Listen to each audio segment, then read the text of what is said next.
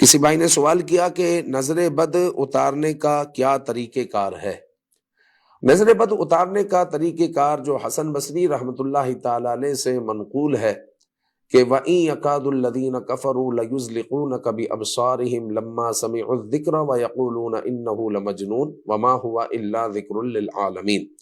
سورہ قلم کی آخری دو آیتیں ہیں یہ، اس کو 7 مرتبہ پڑھ کر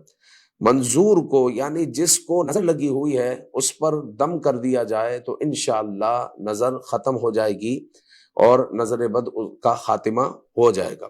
اچھا، نظر بد کا خاتمہ کرنے کے لیے معوذتین بھی بہترین عمل ہے، یعنی سورہ فلق اور سورۃ الناس۔ سورہ فلق اور سورۃ الناس کو آپ 3 مرتبہ پڑھ لیں اور منظور پر دم کر لیں، جس کو نظر لگی ہوئی ہے اس پر دم کر لیں تو انشاءاللہ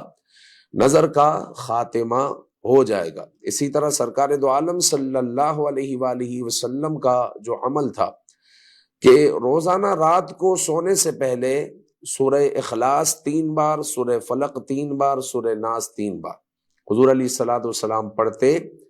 دونوں ہاتھوں پر دم کرتے اور سارے جسم پر جہاں تک ہاتھ پہنچتا حضور علیہ السلام پھیر لیتے۔